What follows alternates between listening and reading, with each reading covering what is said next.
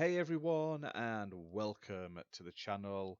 My name is Ash, aka I'm a Ghostbuster, and I am here with a review of Inner Ashes on Xbox.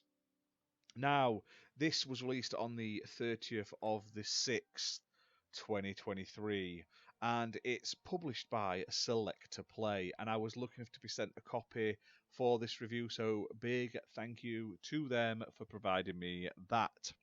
Now, this is a first person narrative adventure game, basically a walking simulator with light puzzle elements.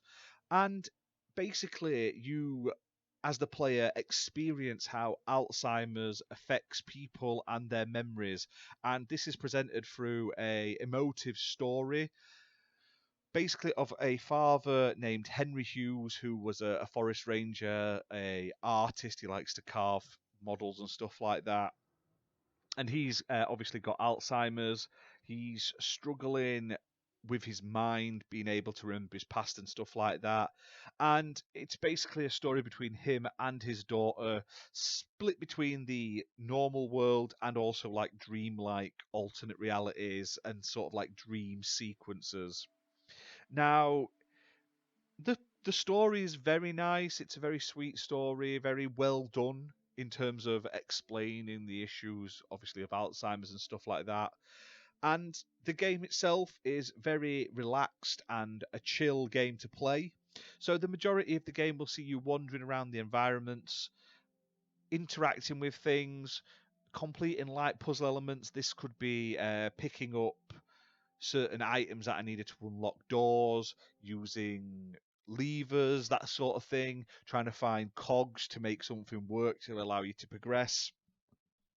And at the end of each of these sections, you will have a mini puzzle section, which is sort of like a jigsaw meets Tetris style game where you have to fit blocks into a certain hole by rotating them and putting them in the correct place. Now, at the end of each of these sections, you do get nice cutscenes that sort of progress the story along, um, explain what's happening, the sort of backstory and everything like that, and the relationship between Henry and his daughter Enid. Overall, though, I've really enjoyed this game. There's not a lot to it in terms of gameplay. It's very much a run-of-the-mill walking sim, but you do have to flick between sort of being in the dreamlike areas and the normal world, like in his apartment, in his living room, in his kitchen, walking around. You can see all the post-it notes he's got, basically to remind himself to do things because of his Alzheimer's disease and stuff like that. There's things you can interact with, which give you a bit more information and stuff.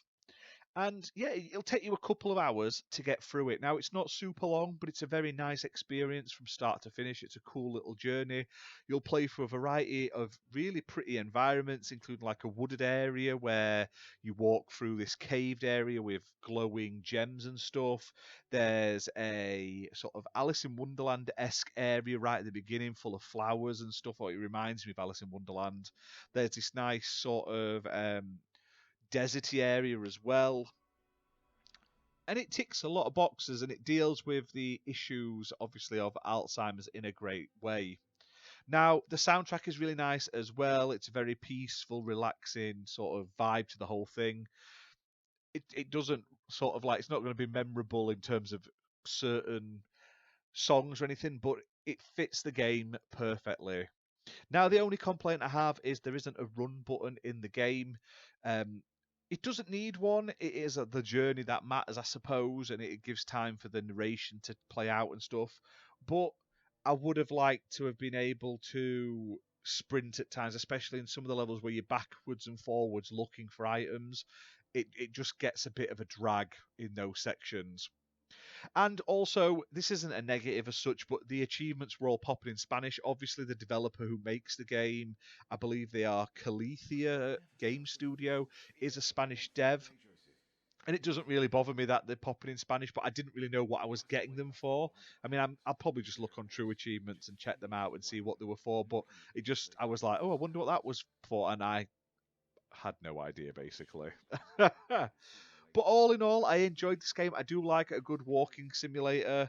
and I do enjoy games that are chill and relaxing and not all like super violent or anything like that. So this was a nice little change of pace.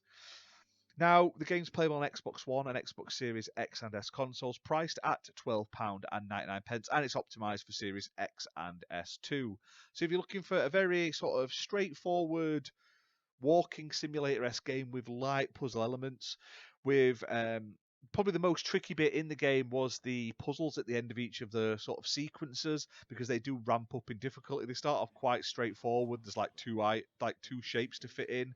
Then the next one was like 4 or 5, and then there was more, and it just got more and more difficult. They were the most sort of challenging sections of the game. There's also collectible like memory blocks you can find as you're walking around, which give you a bit more information about the backstory and also the characters, and like pictures his daughter drew for him and stuff. And that was sweet and gave you a reason to sort of look around and not just sort of walk from point to point, basically.